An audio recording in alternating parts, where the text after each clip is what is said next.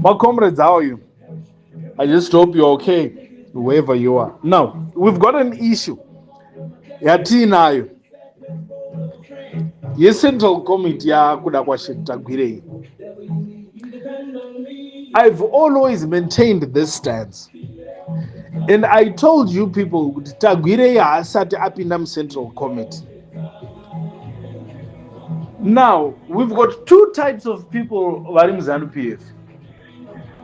We've got people who are led by emotions.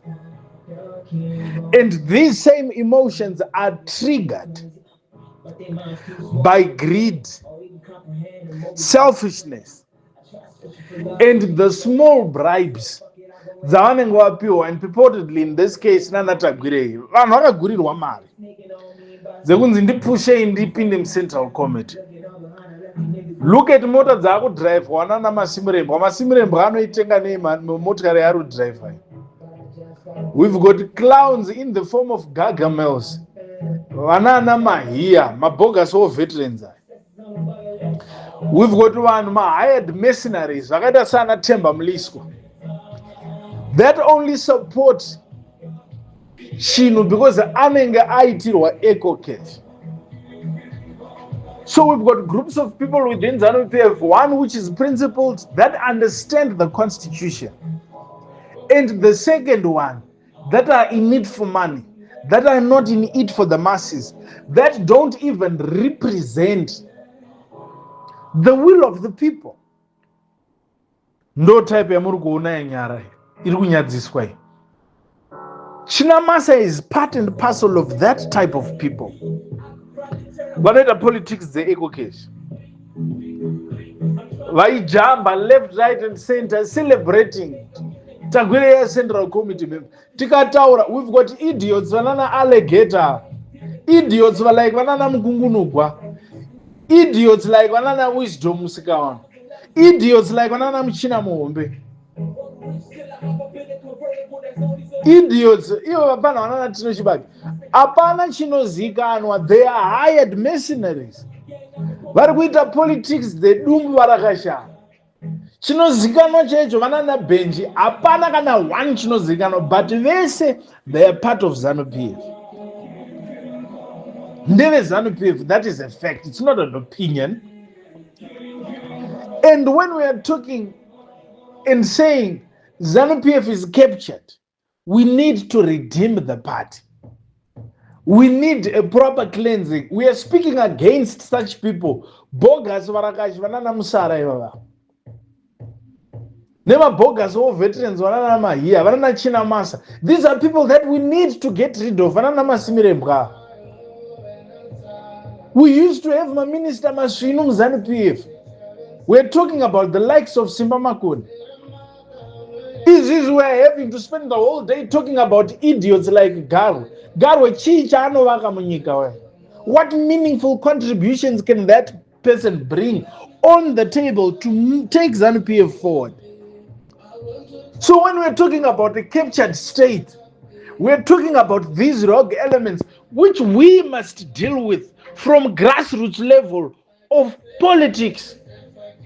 Internally within ZANU PF, we must uproot these idiots. Tinoona vakaita sana Mukodza, apana kana chinozikanwa. Munhu anoitwa provincial member, munhu anofamba nemasiripasi pakati petown. Masiripasi kupfeka masiripasi, busy smoking day in day out. Hapana chisinu chinezi chifungwa. The party was normal when we had people like Vanana Madiro, vari ma-provincial chairpersons. Izvizvi Madiro is now an advocate. He's continuing to pursue academics, education. Vamwani vachiverenga vachiita sei Mukodza is still the same. Paanga ari gore rapera pasheri, ndo mafungiro ari kungoita iwaya. He's not thinking outside the box. The party needs to get rid of such people that don't think outside of the box. We want leaders that introspect. Kutaridza kuti alright, vamwe varipo ndivanani? How best do I match up the standards dzevanhu vakaita sana Simba Makoni vanga vari maminista, dzevanhu vanga vakaita sana Mudhara Muzenda, dzevanhu vanga vakaita sana Mudhara Chitepo, the likes of Tongogara. How best do I behave in a way that suits the same standards? That is the ZANU-PF that we are trying to redeem. And ndo pane thrust dingindira riri kutaurwa naMundarageza nanaMundara Knox-Chiwero.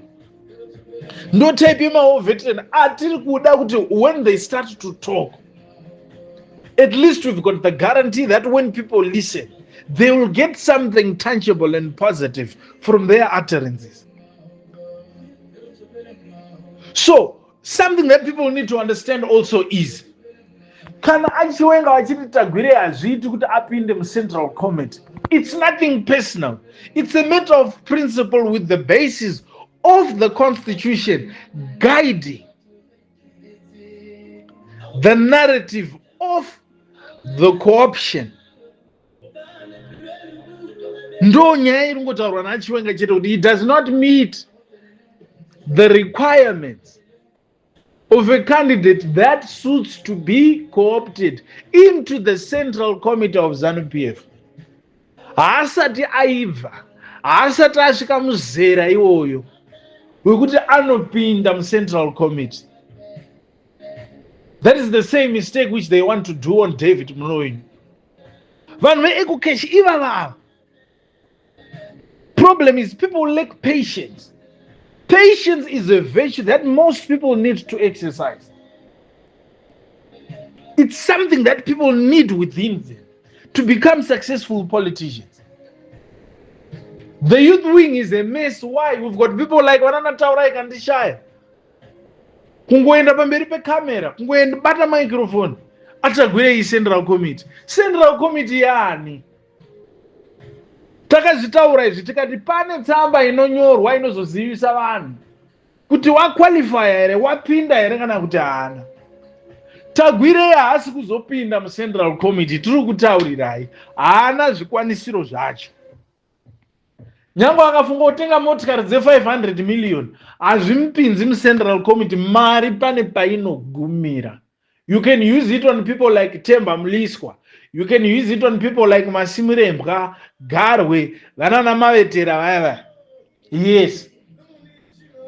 But when it comes to people like Mundarageza, it doesn't work. When it comes to Vanagata Sana Mundara Knox-Chiwero, it doesn't work. When it comes to my youth, Agata Sana Traore, it doesn't work. Mari we know inopera. Plus, wasangana naye ine kwashi. Iri nyopa asingagoni kusenzera kuti agadzire mari yake ndiani? Ndiani? Pandasvika pano anosvika nemari yaTagwirei. Saka imunotarisira kuti ine kwainokusvitsai sei? Imari ngani dzamapiwa muchipedza. Vana Temba Mliswa hatichatauri. Temba ndiye anobuda achisapota Tagwirei nhasi. Apedza kuti I want to rejoin ZANU-PF. To do what? To cause confusion. Hazvimeki sense izvezvo. Hamuna kwamunoenda vakomana, munowerera masikati machena. Ezvino nhasi maakunyara.